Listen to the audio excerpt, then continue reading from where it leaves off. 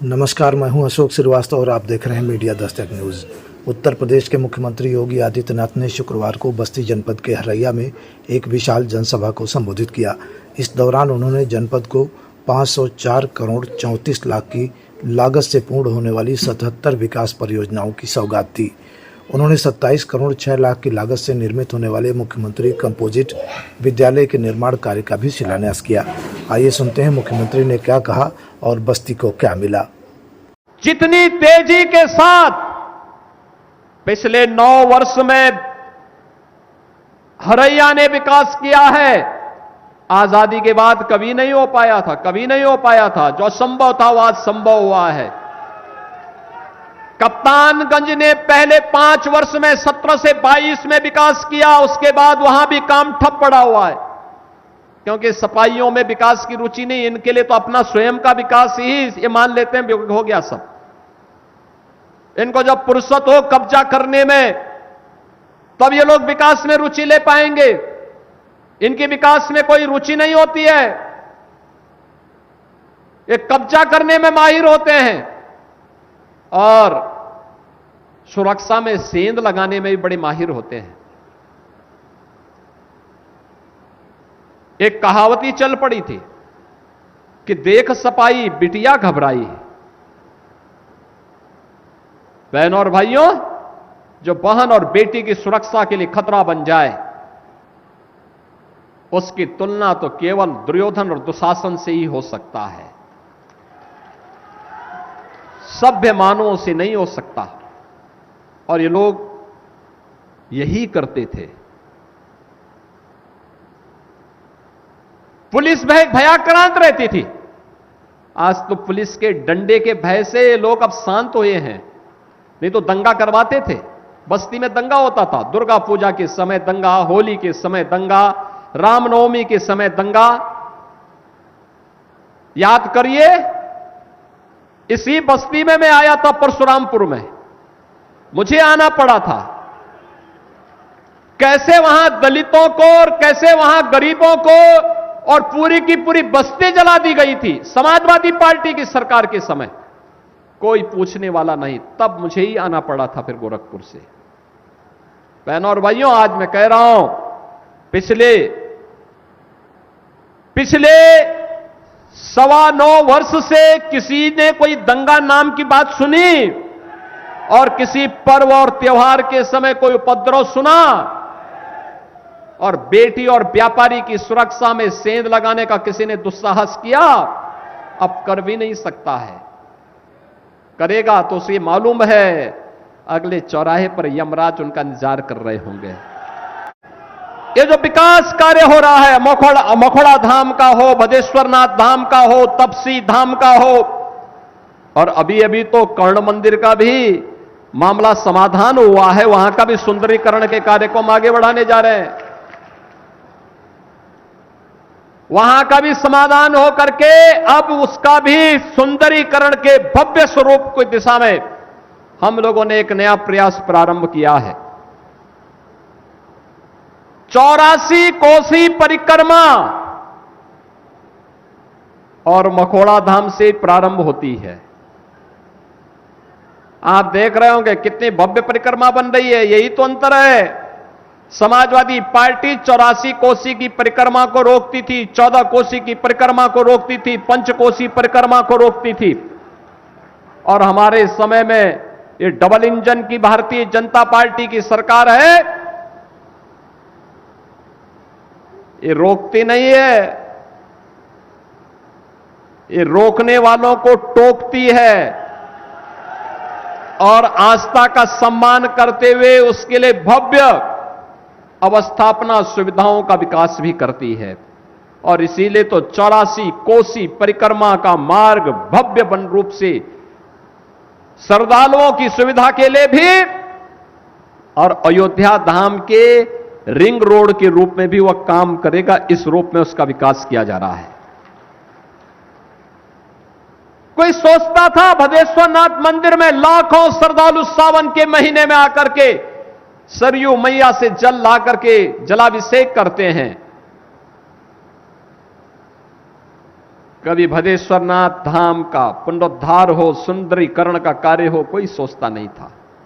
पहले जो पैसा कब्रिस्तान की बाउंड्री के नाम पे खर्च होता था, आज भदेश्वरनाथ मंदिर और तपसी धाम मंदिर और मखोड़ा धाम जैसे पवित्र स्थलों के पुनरुद्धार पे खर्च हो रहा है। पहले कब्रिस्तान के नाम पे जो कब्जा होता था, गरीब को सताया जाता था, उजाड़ा जाता था, जिसको वक्फ बोर्ड बोल देता था कि ये कब्रिस्तान है, ये वक्फ की लैंड है, किसी की हिम्मत नहीं होती थी फिर उसको, उस गरीब को उजाड़ दिया जाता था, उस दलित को, वंचित को उजाड़ दिया जाता था। और उजाड़ने का काम कौन करता था? यही सपाई लोग करते थे। इस सपा, बसपा, कांग्रेस, इनका यही ठेका था, यही करते थे। ये बस्ती के अंदर तो समाजवादी पार्टी के जिलाध्यक्ष थे, उनके स्वयं के घर के पास एक कब्जा हो रहा था, जबरदस्ती कब्रिस्तान के नाम पे कब्जा हो रहा था। समाजवादी पार्टी की सरकार थी। और एक दिन गोरखपुर आया, मैं गोरखपुर का सांसद था, और गोरखपुर मेरे पास आया, उसने कहा साहब ऐसे सर है। हमने कहा तुम जिलाध्यक्ष हो, तुम्हारी सरकार है और तुम कब्जे को नहीं रोक पा रहे हो। कहा साहब ये लखनऊ में बैठे हुए जो लोग हैं ना, इनको केवल और केवल कब्रिस्तान दिखाई देता है, इनको हम जैसे लोग नहीं दिखाई देते। बहनों और भाइयों, फिर मैंने उस समय कार्यकर्ताओं को भेजा था और मैंने कब्रिस्तान के नाम पर जो कब्जा हो रहा था सबको हटवाया था, और सपा के जिलाध्यक्ष को हम लोगों ने उसके जमीन को कब्जा होने से बचवाया था। बहनों और भाइयों, ये अराजकता थी, ये अराजकता थी। ये लोग सुशासन की बात करेंगे, ये लोग आस्था की बात करेंगे। विकास के नाम पे जो डकैती पड़ती थी, योजना कागजों में स्वीकृत तो होती थी, पैसा डकार दिया जाता था, जमीनी धरातल पर कुछ भी नहीं होता था। हमने तो आपको बताया है ना कि आज भी हम जितनी परियोजनाओं को लेके आए हैं और जिनका लोकार्पण हो रहा है, उनका शिलान्यास हो रहा है, उसके भी पूरी सूची है। इस सपा के लोग क्या करते थे? पढ़ाई लिखाई से तो इनका कोई दूर दूर का संबंध नहीं था। नकल करना ये अपना जन्मसिद्ध अधिकार समझते थे। ये नकल करवा करवा करके इन्होंने उत्तर प्रदेश के नौजवानों के सामने पहचान का संकट खड़ा कर दिया था। युवा के लिए नौकरी नहीं, किसान के लिए कोई सुविधा नहीं, गरीब को उसके हक से वंचित कर दिया जाता था, और विकास के लिए आम जन तरसता रहता था। कोई सड़क नहीं, बिजली नदारद रहती थी, और बस्ती जिले के अंदर तो बिजली के तार में लोग कपड़ा सुखाने का काम करते थे। यही तो होता था। भाई कुछ नहीं तो चलो कपड़ा ही सूख जाए, इनको कोई चिंता नहीं थी प्रदेश की। आप गर्मी में तरसते थे, लेकिन सफाई में ला करके ये लोग मुंबई के फिल्मी कलाकारों का डांस कराते थे। यही तो होता था। सफाई के अलावा कहीं इनको विकास दिखाई नहीं देता था, कहीं विकास होना नहीं, इनके एजेंडे में कहीं नहीं होता था।